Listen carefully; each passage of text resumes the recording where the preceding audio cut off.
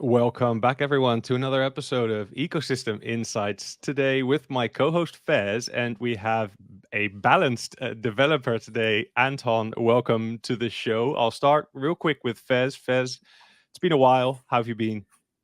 I'm good, man. It's busy, always busy at the moment. I am excited today because I know you introduced Anton as balanced dev, Yeah, but yeah. he's so much more, and he's been in the background plugging away, and people know him in the Discords. That's what I'm excited about. Forget everything else, David. This is what I'm excited about. He's been in the Discords, balanced always, but people don't actually know Anton's been kind of the lead on for the foundation in terms of leading the XCall and the IBSE integrations and things like that. And he's literally architected the next versions of XCall. So, you've heard version 2, and now we're on version 2.1 that's going through current testnets, final testing, etc. He's been the person who's kind of led all of that in the background. So he's been a crucial figure for the Icon network and balanced as well. So it's really good to get him. He also listens to all the Twitter spaces. He's always there, but he's never stepped into the limelight. So today's his day.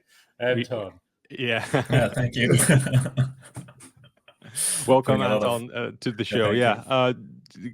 Give us a little bit about Anton, if you don't mind. Yeah, I don't know. So I've been a balance developer. That's where most people knew me for a long while, and started helping out during the time when Icon moved from Python to Java and smart contracts. That's where I started hopping on for some reason. Yeah. But I've been in the background of Icon for a long while, uh, since I was like many of other people in here since the ICO, and just kept a slight interest in the developments and especially then balance because that was the most And interesting thing going are, on. are you a Java developer at your core? Like, is that No, right? uh, so that the Java I've never really done Java professionally before balanced. Only Oh, like right. in the uni, we did some Java, but Yeah. um, I've never yeah, actually asked you this. What was your core language like in terms That of? that's what everyone who does. It's like everyone asks, but I always try to say like I don't have a core language really. Like all languages are similar enough that it doesn't really matter. What's yours, Fez? Oh, yeah. Believe it or not, true story. Today, I found a Chat GPT bot, and it's all about teaching you how to program from scratch. Kicked off my first lesson in Python. I have to Nice. say, I gave up before the bot finished typing what to do. I gave up reading it. I'm going to get back to it though. So one day I'll be proficient in Python.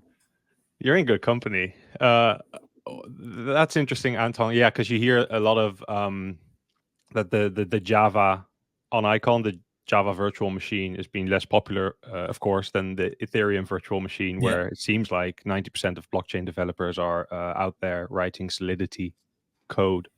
But in your experience, you hopped onto Java, and that, Yeah, I'd was. say Java is definitely simpler than Solidity smart contracts, Mm, but the two main drawbacks is Solidity has so much resources. There are templates people can follow. There yeah, are many YouTube tutorials, etc., which is the main benefit. Java is though like simpler, as I said. It's probably easier to learn than yeah, Solidity, if there were equivalent amounts of guides, etc. yeah, Interesting. yeah. Um, all right. Well, thanks for that. Let's hop straight into it. We've got balanced. We've got icon.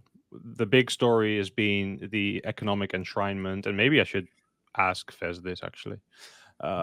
What's the status of the economic enshrinement of balanced into the icon network in terms of a like governance proposals and the whole voting that occurs in decentralized blockchain? Yeah. Oh, yeah. Okay. It's going good. Like, so we're a few. We've done from an icon network enshrinement. We've gone out. We've done the vote. All the validators signaled yes. We're going to do an execution vote that at the moment we have proposed to the 28th of Feb. A little bit of alpha there. We're running early for a change. This is a new state of things in Icon. Okay, it's moving from not getting delivered to we will eventually get it delivered to it's getting delivered early. Get used to it, people. Then so that's step one. In the background, Anton here has been leading the charge. And see, this is again like you'll slowly learn how much he does or delegates through the teams we have building things.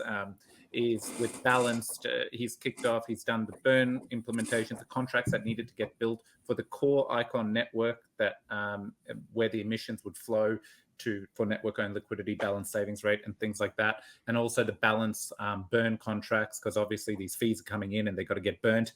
So all that's done. In fact, Balance has had its votes. The fee burning is live, isn't it, Anton, for the last week? Yeah, it's live. It's not that public yet, or it's public, but it's only there's no front end for it, there's no display for it, and it really hasn't started any like comms for it either. But it's there and it's burning. And as we discussed earlier, David, I think it's already beating the layer 1 in burn, even though that's not a lot. But Indeed. It's a start.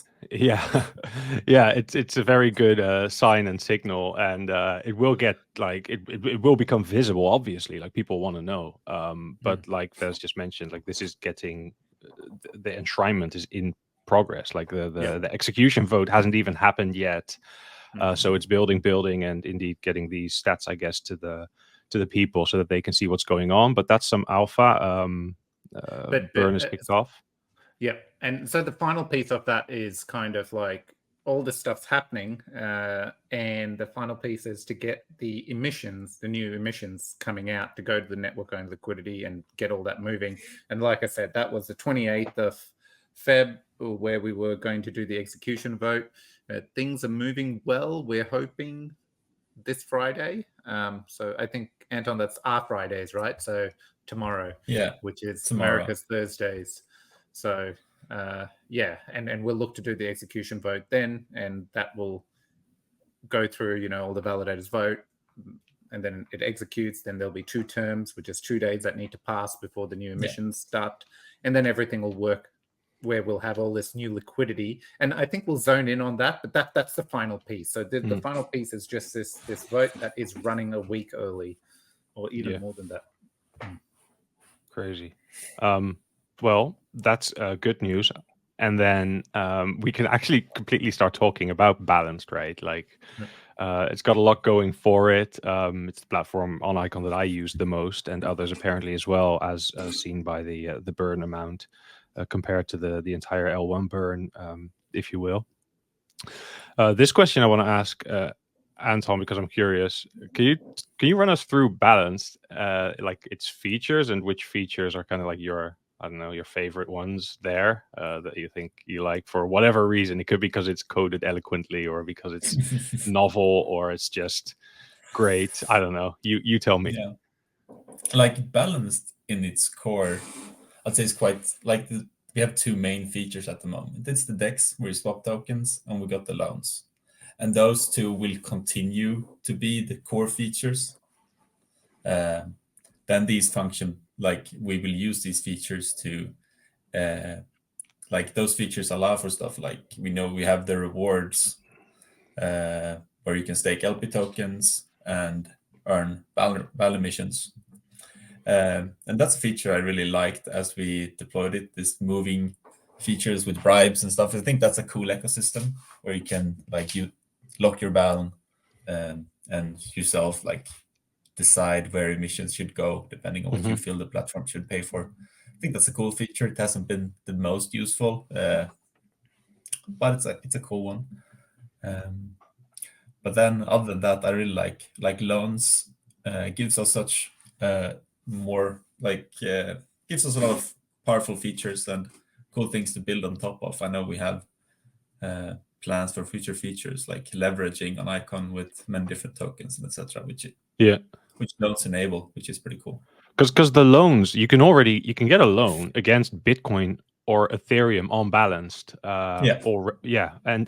And so getting a loan against Bitcoin or Ethereum these days seems like it's only going up, which is very dangerous because there's going to be this moment where people do take their profits, but it's different It's a different feeling as opposed to taking out a loan in a more volatile altcoin like ICX would be. So those features are there. Balanced is already deployed to Archway.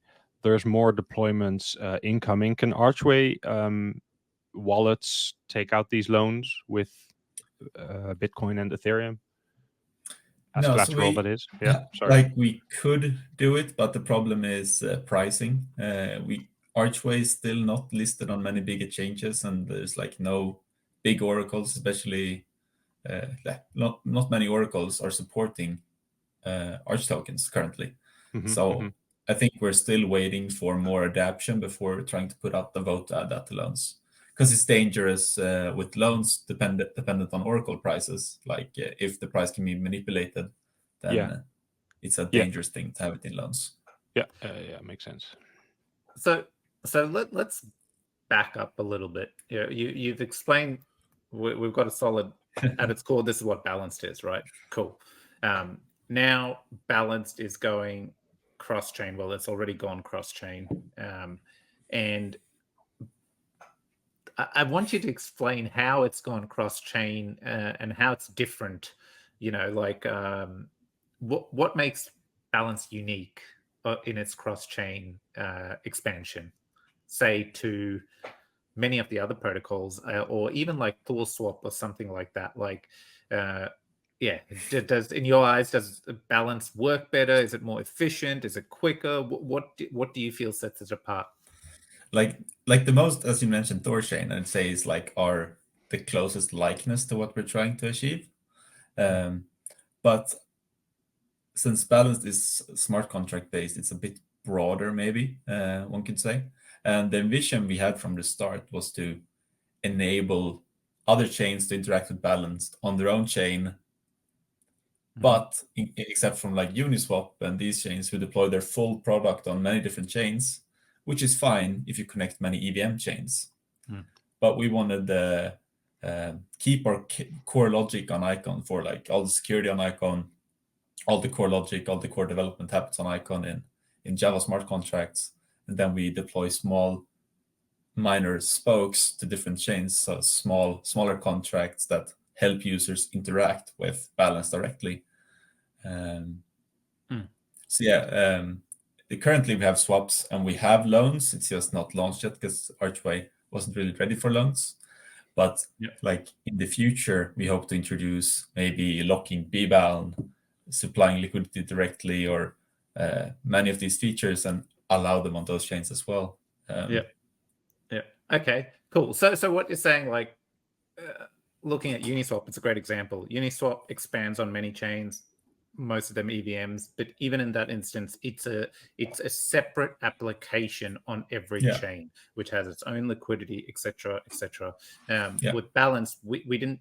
That's one of the key aspects that's very different, where the main core application sits on Icon. And just the other day, you and me were talking, and it helped. So the core, everything sits on Icon. What sits on when we go to a new chain? What gets deployed on the new chain to make Balance function on it? So basically, it's two contracts. One is the Balance dollar, because we want Balance dollar to potentially be native on other chains. We deploy our Balance dollar, and that one will be a token that is minted and burned as we transfer it out of the Icon. So we can route through Icon to give Balance dollar to many chains. So that is one of them. And then otherwise, we have a contract called Asset Manager, which manages assets from other chains. So it's the contract that basically holds the assets that we want to represent on Balanced. And those are the simple pieces. Okay. And then how does that information, obviously it flows through via Xcall, correct? Yes. So Xcall is a core piece of this because, like you mentioned before, I've been a core piece of the Xcall development as well. So especially now with Xcall. General message passing, Icon general message passing, right? David, have I said that right? We're going through a rebrand. Right. Well, the thing is, that's what Xcall is. It is Icon's general message passing. And if you go to xcall.dev right now, you will notice that you get redirected straight to the Icon documentation because that part has been integrated. It's all Icon. So that's what it is. And you can call it whatever you want, Fez. Okay. Go Cole. Let's go. Go Cole. You've got the freedom here. Okay, So sorry, yeah, Anton. but please let Anton Yeah, talk. yeah, Thanks. yeah. I realized, I was like, oh God, all that hard work of the rebranding, I've damaged it instantly. Back to you. No, but yeah. So so in this GMP that we developed, we have Balanced as our main user, and we like look at what do we need to create all of these like good user experiences. And that has been the goal of the XCOL or GMP 2.1, so that we can have that. Like one thing that was important is that we can have direct user interactions from XCOL. Yep. So you can interact with icon contracts without even deploying any contracts on the other chain. You can interact directly with XCOL to do actions on icon as well, which is an important feature, especially like in loans. You can potentially change your loans position, and if you introduce things like leverage, claiming rewards, there's no extra logic for us to deploy to each of these chains as we want to add these features. We can just build them on icon and then integrate them into the front end. There's no extra work on to write in like these 5 different languages or whatever we end up in eventually. Yeah. So what I'm hearing here as well, like there's a lot of initial work involved because you have to get it right. Like, there's core pieces, the 3 contracts, how the messages interact, the interfacing, all that there's a lot of time taken to set up. But the perks of that paying off is you get native assets on each chain, and you have one instance of the application. And I think this is the biggest one, right? Like, because if you actually follow the flow, so as you talked about, we've got bnUSD that mints natively on every chain. Great. It's not wrapped. It's a native official version in their token standard on whatever chain we launch on. When users use it, that asset manager is basically locking the native tokens on their chain, but then sending a message, and Icon acts as a database of housing. Icon technically has wrapped versions of it in LP pools, but the core assets sit on the main chain itself, secured by the main chain, etc. So all that stays the same, which I generally get quite excited about, because that's a very different implementation, because then we're unifying the liquidity on Icon. So we don't have, apart from not having concentrated liquidity and things like that, which we'll dive into later, at its core, though, all the assets are always coming back into the same LP on Icon, rather than, say, in Uniswap, where you're deployed on every EVM, and now there's an LP of the same asset on the different EVM, and now it's suffering from liquidity, lack of liquidity, or et cetera. So, yeah. Also, a big thing is like arbitrageurs being able to keep the prices good and do algorithmic trading, which is a big part of a DEX. Being able to move between the pools very cheaply, very fast on one chain in one transaction is quite important. But as soon as you split your liquidity across multiple chains, it's no longer one transaction, and it's a lot harder and more expensive to do these things. Which is also very nice. And I think that's a big thing that Thorchain has also, they front a lot that they can do arbitrage on their own chain. Yeah. Because that's actually the 2 types of users of a DEX, right? You've got users like Fez and myself who just kind of click buttons and move stuff around. We are retail to the bone. But then there's this whole world of bots and arbitrage and calculation where you're looking at like higher frequency of trades, but for much like smaller and pre-calculated amounts, just to kind of extract that value left, right, and center. And at the end of the day, like, it all burns ICX. So but it also, big thumbs up for that. It also makes the experience good for retail users, because as someone swaps, the price moves, and it's no longer the correct price. Yes. And an arbitrager, what they will do is move it back to the correct price. So the next user that comes also gets a good price. Of course, this is limited by the liquidity in the pool. We have seen bnUSD slip a little, but that will hopefully improve as we get more liquidity and different assets. But it's still a very important aspect of it. So it's like a 2-pronged approach, or a bit of a well, there might be a bit of a network effect going on as Balanced deploys on different chains. Like, yes, you're going to get users on different chains seeing the product and diving in, using it. But at the same time, every time you add a new chain, it gets more attractive to write those bots or to attempt some arbitrage on certain pools. The more liquidity, the more potential there is for earning money on arbitrage.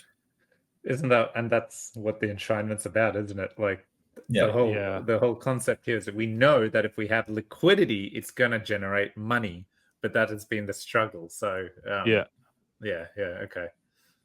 I get excited. How are we gonna then increase demand for the bnUSD? That's the whole savings rate we've started introducing. But there are two things. The protocol on liquidity will increase demand for bnUSD. Why? And because protocol on liquidity will be acquired against bnUSD. Mm-hmm. So it requires, if we go into the protocol on liquidity, how that will work, it's the network is going to buy liquidity tokens in, for example, SICX bnUSD. That requires the user to come in and buy half of whatever they want to sell in bnUSD, half in SICX. So it creates buying pressure on bnUSD. And then you sell that to the network and get a small fee for it. And then they might do it again. Since they get paid in ICX, it gets more buying pressure on bnUSD. So that's one part of it. And then the other is the savings, where we allocate both interest in loans and network emissions. As in the proposal, I think it's 1 or 2% to the savings rate, which comes to for people to lock up bnUSD. So you make bnUSD more scarce. Okay. So two things. So there's one, we're discussing network, and you've mentioned a balanced feature. We're going to dive in a bit more around the network and liquidity aspect, but let's break down the balanced savings rate. So we've discussed the core balance features, right? We know it's a DEX. We know it's you can mint it. We know now how it's expanding, through the contracts, and it all comes back. One of the aspects that may not have been touched on is, at the moment, David actually called out, we can mint bnUSD on using BTC and Ethereum, but this particular minting is on Icon itself, right? What is going to be cool is once we launch on a few more chains like Binance Smart Chain, the way we've launched on Archway, we will then be able to the user will be able to actually on Binance Smart Chain natively use BNB, and it locks on Binance Smart Chain, a message gets sent in the background, and then the user mints bnUSD on Binance Smart Chain, and off they go doing their degen ways. So that is one slight tweak that will happen as we start to expand from a feature set. And then we're already seeing this. So USDC, like I've seen a couple of votes. So how's that happen? How suddenly can we get USDC on Icon? Why is that possible? I mean, since like this asset manager, as described, can lock any token on any chain and represent it on Icon, it's just simply if the chain has a good stable token that we want to use, or any good token that we want to use on Balanced, it's a vote away. We just vote in the address, and then our GMP has this network address standard. So we basically just whitelist that address, and then we're good to go, and people can start transferring it. So as we expand to more chains, we'll get more versions of stablecoins, different types of stablecoins. But I've got a question here now. So that is locking up a token on the source chain and then minting a version of it on the destination chain. That's not the equivalent of native cross-chain transactions, or is it? Like, what's the difference between the traditional bridging where you have like a locked honeypot, right? But it's basically the same. So it's very similar to just a bridge, but it's more of a very actionable bridge. So it's more like it's like other GMPs, like it's similar to like Layer 0 or Wormhole, where you can transfer tokens, but you can transfer tokens with actions. You can transfer with, you can call different methods. It's like a bit more extensive, yes, but so it is a bridge.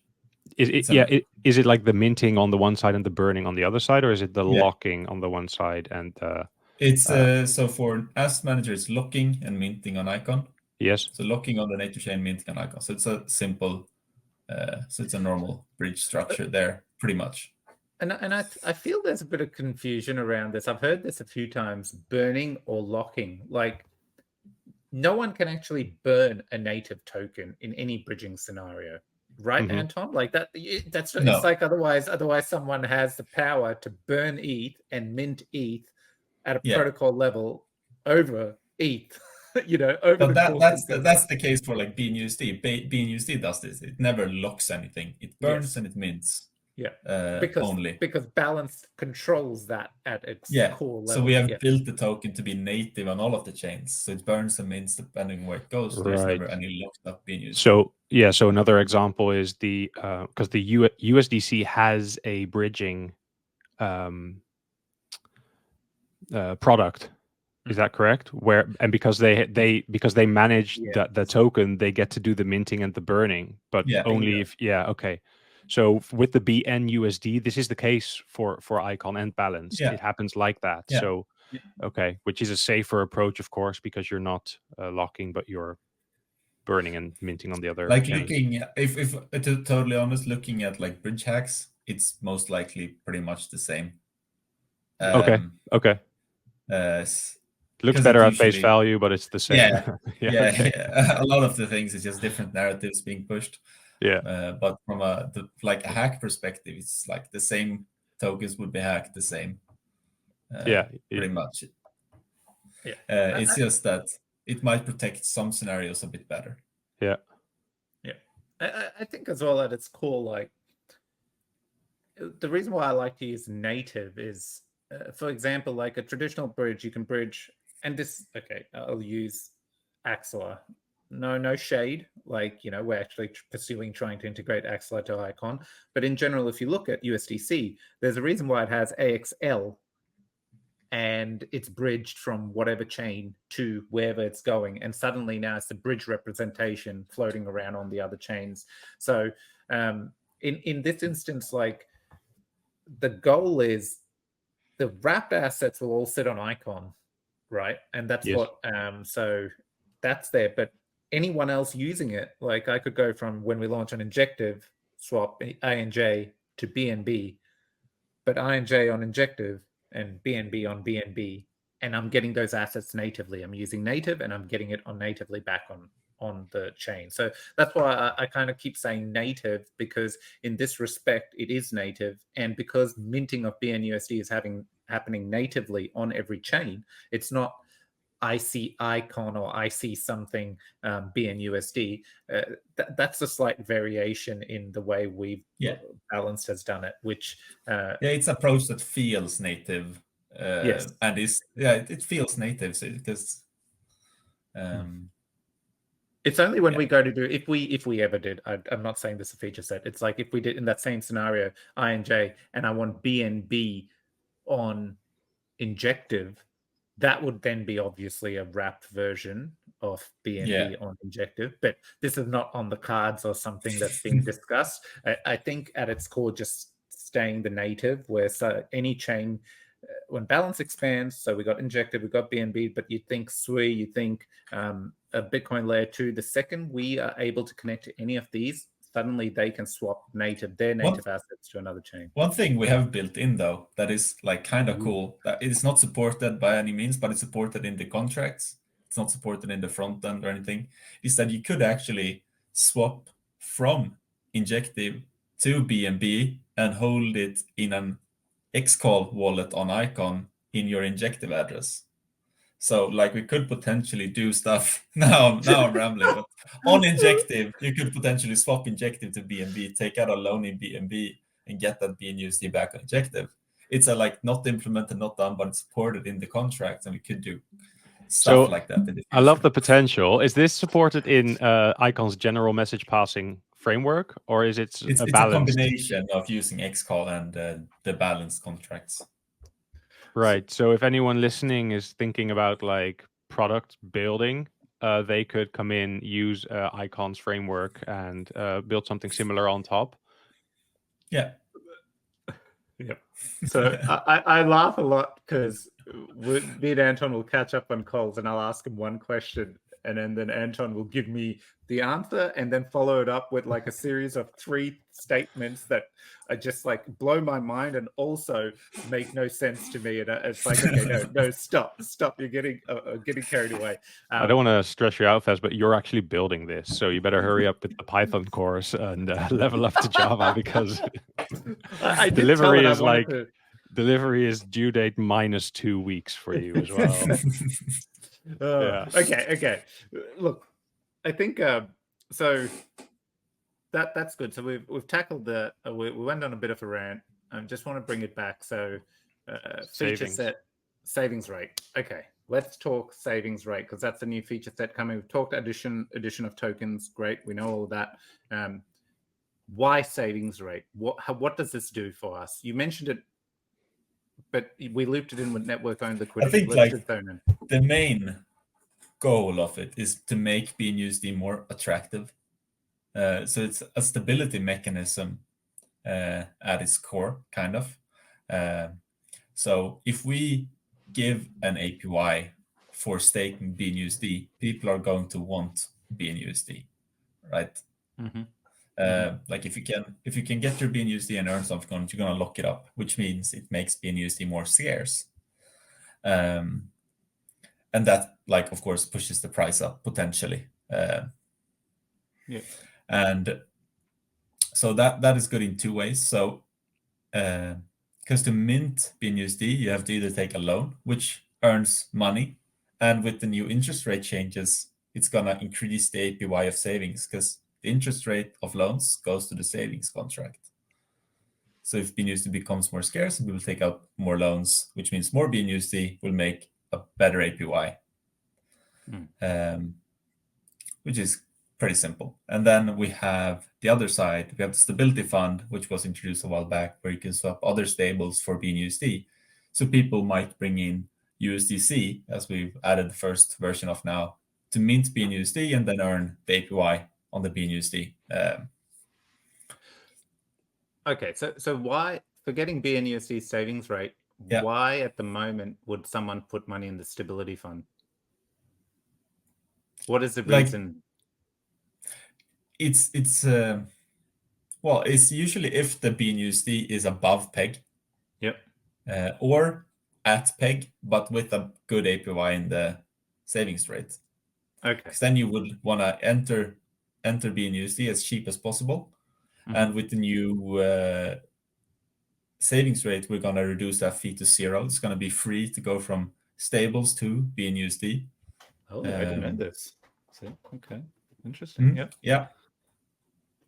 And one thing more from that, is going to be free to go from yield-bearing assets, so high-yield treasury bonds, to other stables. So as people enter with stable tokens, one could go and swap those out for treasury bonds, which earns more fees for balance, which in the end also increases the interest, which makes us, we can increase the APY for savings, which means people come in with more bnUSD, which we swapped for more treasury bonds, etc. So we're okay. So it starts to get, so as a user, balance savings rate goes live. We see an APR of 15%. Let's not dwell on how that current APR exists. 15%. No. I know, right? Look at David. Look at him. So the way I see it, we do a 15% APY. Retail users come in. Oh, I got this token. I'll swap for some bnUSD and stake in here. That's good for me. I'll do that. And then they're doing that means the price of bnUSD is going up. Yeah. No, that's not. Yeah, maybe they're coming from ICX. Maybe they're coming from Avalanche, and say, I could hold some bnUSD in the savings rate. That's a good APY right now. Okay. So they come in with, let's say, Avalanche tokens for now, AVAX or something, and they swap that to bnUSD and stake in the savings rate. That means the price of bnUSD is going up. They mint it, you mean, right? So they No, use they the don't AVAX. mint it. They just trade it. Is this scenario? Just wait out, sell the Yeah, AVAX API token. is good. Okay. People are gonna buy bnUSD to stake it. Okay. Price is going up. Arbitragers come in with their USDC, swap that to bnUSD, buy Avalanche, sell that on the centralized exchange, buy more USDC, go back and arbitrage the pool until it's back at the peg. Which means like the users ended up with bnUSD in the savings rate, and we have ended up with USDC in the stability fund. Bingo. That's And the big those one, isn't it? USDC we can then swap to yield-bearing assets, so high-yield treasury bonds or credit vaults, which means we get a bigger APY on the savings rate. That is like the then it doesn't work. Probably not as this clean, but that's like a simple scenario of it. Yeah. So a user, like, forgetting you're an AVAX and like people when people hear selling their bags, especially when the bull run's about to start, people are like, yeah, I'm not going to sell my bag. So in the exact scenario Anton gave, just think USDC. You're holding USDC. Yeah. You see bnUSD is giving you a whopper 15% APR to stake it. You take your USDC, you go to the stability fund, which is now 0 fees. So you pretty much get 1 for 1, right, Anton? Is that what's happening? But the retail user isn't going to notice the stability fund. It's still the swap page on the balance. You swap your bnUSD for bnUSD. It's 0 fees. You just go stake it. Look at that. So it's like insanely cheap to do move stables because it's free, and then they take the bnUSD and they lock it up. That's just the first thing that bnUSD will bring. Okay, great. Then now you've mentioned HiYield a few times. I'm trying to HiYield. We know HiYield is something Lydia Labs have launched. It's basically you can acquire treasury bills. These treasury bills give a flat rate of 5% at the moment because that's what the treasury bills are paying. If you want to know more about treasury bills, look it up. I can't educate you there, or we can't. But that's the status of it. We know in the background we're launching Balanced on Avalanche with this integration in mind because we want to have the ability, as Anton kept highlighting, is to hold treasury bills in the stability fund. Now, you've given us a couple of examples. So you've given us an example of if we have, like, say, 2 million USDC sitting in the stability fund, it would be good for the DAO because in this instance, anything in the stability fund is held by the DAO. Is it? Because it's not someone else's. No, it's backing bnUSD. So it's not held by the DAO either. Okay. It's held by the protocol. You say it's backing bnUSD, but it's no one's backing really. Everyone can access it. Yeah. But it would be in the DAO's interest. So if a balance holder, for example, me, would want balance tokens to earn more fees, I would go ahead and swap some of them for treasury bills because that would make us earn more money. So what you do is you'd go and acquire treasury bills, this 5% yielding stable asset, and you'd go to the stability fund and go, but there has to be something in it for you, right? So you go and mint more bnUSD, or what happens? More. I like the thing is because there's also going to be a 0 fee moving from like yield bearing assets to use the other stables. So there will be 0 fee for me to just, if I, for example, have some USDC, I can input them into HiYield and then swap them back to USDC. I take 0 loss. Balance gets only gains. And you're thinking of that as a protocol, but if I was a HiYield user right now, I have some treasury bonds. I don't know what, it's doing something. Well, what's in it? Why would I want to take my treasury bonds and bring it to Balance? That is when the APY of the savings rate is higher than 5%, you'll want to put it in the savings rate. Okay, so what that is like clean and simple. If it's higher there, you go there. So if I'm a yield chasing degen, which I am, so I would take my T-bills, I would go to the stability fund, I'd mint some bnUSD, foregoing my T-bills and the 5%, but with the bnUSD that's earning a sweet 15% APR, I stake it, and suddenly I'm earning more instead of holding my T-bills. And when I'm done, I can reverse the process. I can just take remove the bnUSD, get my T-bills back, and off I go with my happy little T-bills. Okay, cool. And in the background, so as you were calling, David, I know I'm totally, this is, it's not like I don't get enough opportunities to pick his brain. I just want to pick it even more. So in the background, these T-bills, while they're sitting in the stability fund, they're generating interest, and that interest is being kept by the protocol. Yeah. Basically, that goes. it's just fees. So we're gonna treat them as fees, and they're gonna go to the bond holders. It's gonna go to the potentially savings rate. It's gonna go to the ICX burn. It's just fees, Fez. It's just I fees. just wanted him to say burn. I just Well, you got there.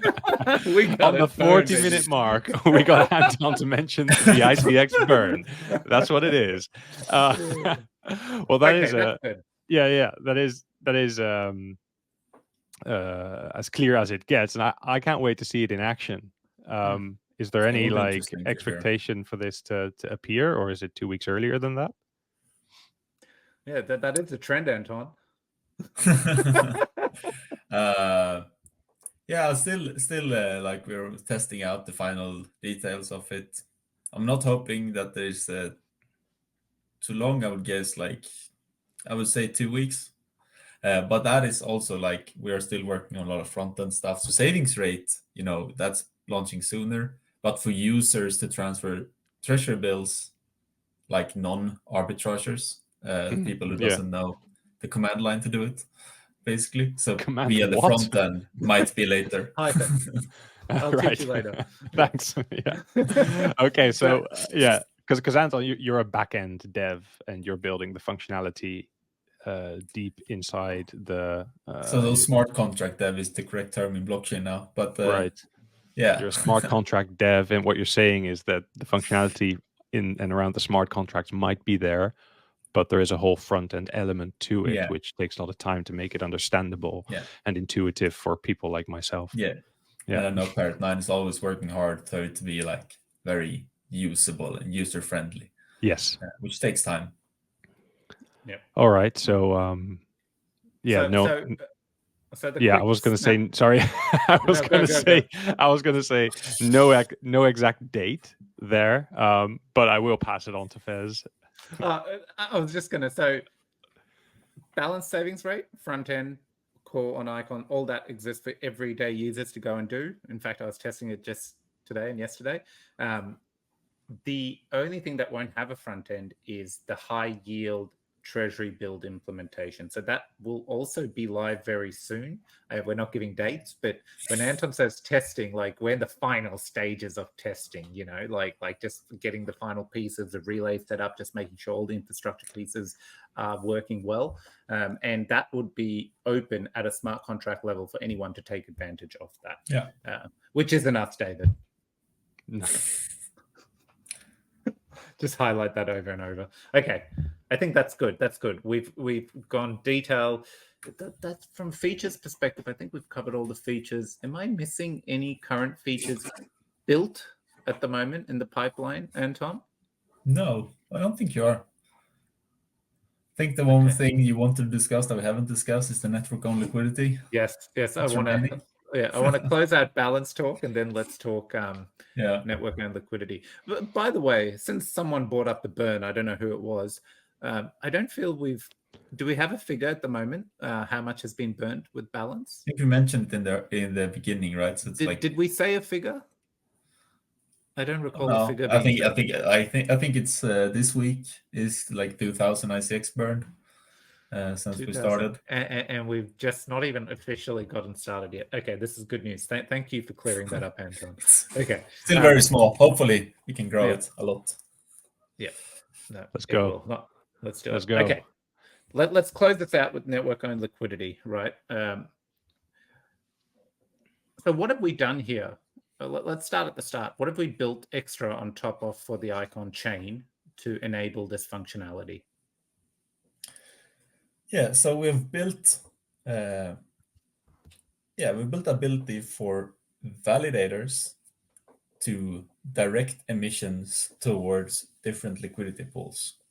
So validators can choose, we want to assign this much emissions to deepening this pool. And that is it simply. And then in the background, that means users can actually go supply liquidity, get LP tokens, and give them to the network for a reward up to like the specified limits that the validators choose. So we have this automated system for users to come in and provide liquidity and give it back to the network. Okay. And I mean, let's just clear this up. At the start, it's going to be, again, smart contract. Is it going to be a front end? No. So at the start, it won't be a front end. It will be something for arbitrageurs to figure out and utilize. That's usually the case, like to get the best prices, to get the best margins for the network. It's better to get the algorithmic traders to do it. But as we've discussed, Fez, like getting this up into a cooler environment and like allowing retail users to come in and supply their native tokens from chains we launch on, etc., will be a future project that I think will be very cool. Yep. And look, I only ask this because I know, like, as a retail user, when I used to hear, like, I even remember when Balance originally launched, a couple of things were smart contract level, and I used to get really ticked off. I would be like, oh, I can't do it. This is not fair. So even with these aspects, like, I'd love a front end and whatnot, but ultimately, everything comes with trade-offs, right? Like, we can go through these elaborate builds, which means we can't move as quick. But finally, you can do all this stuff, but ultimately the arbitrageurs, the bots, these people are going to get ahead of whatever front end you build because they can build it much to execute and much quicker than the human individual. So best to go targeting these audiences, right? Let's build it. Let's create a bit of documentation to kind of go, hey, arbors, like, here it is, here's how you do it. Because ultimately our goal with this is, if we can get an extra devs community going and doing cool stuff like that, that's great. And we're getting liquidity out of it, and then we can front end everything else that's already magnificent with Balance and get users to actually use it for trading, which leads to a whole lot of burning. Deepening liquidity is the key behind burning. Yeah, need deep liquidity. Okay.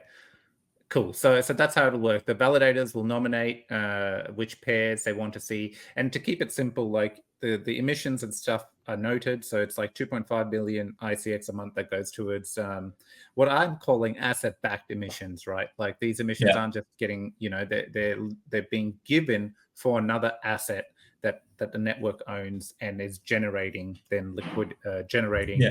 fees. So okay, cool. So every time we expand on a new chain, we can envision either like having a vote to kind of go, okay, now we need to rejig the ratios of where we want the emissions going to acquire which asset we want to acquire.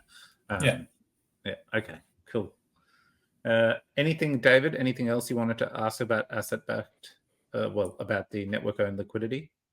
Possibly, is there like a couple of base pairs that it will initially like divert to at launch, or is that pending vote? I think Fez is better to cover this, but SI6 bnUSD will be the pair at launch. Right. So that pool gets a lot of depth by the asset-backed emissions. Yeah. Okay. Exactly. Yeah. All right. And then so part of that first vote, which that'll happen on the Friday, that will be included, won't it, Anton? The percentages. And then we just need the validators to approve the numbers, but that's, we hope. Thumbs crossed. And by numbers we mean like they've approved the emissions, so all that's like no, those numbers aren't changing. It's more how the actual NOL is getting split. So it'll be primarily bnUSD, SICX, and then we will start allocating ICX to Ethereum, because obviously we want to start from a network perspective, hold Ethereum, which we've got something quite cool, but I don't want to jump ahead on how we deploy our Ethereum integration, but I'm quite excited about that one. And RVAX and Injective, because these are the ones that are on the pipeline, and I've hinted, so I'm not giving away, we're targeting Harbor, we're targeting Binance Smart Chain. Injective's already live. We're looking to launch on Neutron as well, but Neutron, it's more we get on there, we're connected, and it also try to enable Craft for whatever plans they may have. If it's on there, they can move their asset through Balance, thanks to Balance infrastructure. So the key ones we're targeting to, the work's already done and we're getting ready to launch Balanced on, we look to start delegating like 10%, 5% buckets into these fields. So when we launch, we can acquire liquidity quickly for those chains. Have I rambled? I've rambled. Sorry. Definitely rambled, but it made sense though. Good. Okay. For Cool. me, the puzzle pieces are moving slower, but they click eventually. So I think. So I think at its core, basically, there's 2.5 million a month. That 2.5 million ICX gets divided into allocated to what pair we want. So if it's 50%, half of that would ICX gets put for SICX bnUSD, and the ICX just sits there. Then the arbitrager comes in and goes, hey, they go and put the LP into, like you, David, imagine you're gun smart and dev, a smart contract dev, right? You're suddenly, and you'll go and get the LP, you'll deposit it into Balanced. Then you'll go to the network-owned liquidity contract and go, here you go, buddy. Here's my LP worth $1,000. The network liquidity contract will go, here's $1,010 in ICX. Thank you for your liquidity. And you now get $10 in profit. You go pocket that and repeat the process until that bucket has no money, no ICX to hand out, right? And there are many questions that will come up. Oh, but how are you getting the price?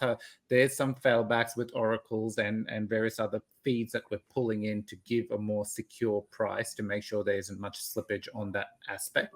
But at its core, that's how it will work, right? So this scenario repeats itself with any LP pair. And what we hope will start to happen is once we get deep liquidity. So with SICX bnUSD, anyone taking advantage of that is going into the same pool, hopefully, to trade, unless it gets broken and then they arb it from an external exchange, etc.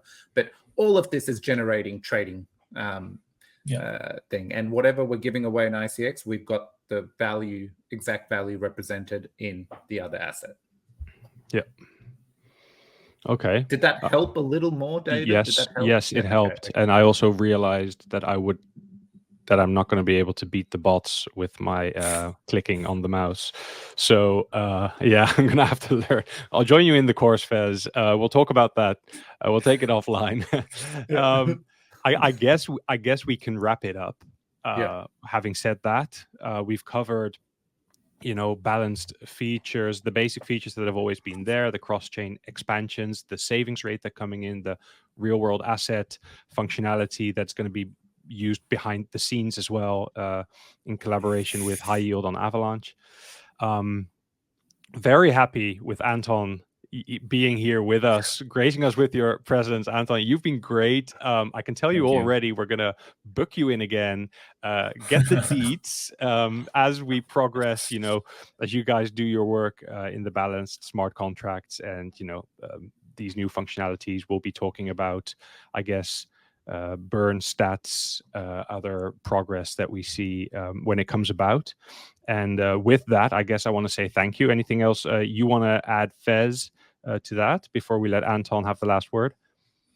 No. I think I'm also very happy we got Anton on. And this is one of the guys that should be getting a lot of credit. The amount of work he and the team he works with does. So Anton leads a charge and definitely is able. One of his skills is the ability to unblock. Like this is something I witness all the time. Like everyone gets blocked.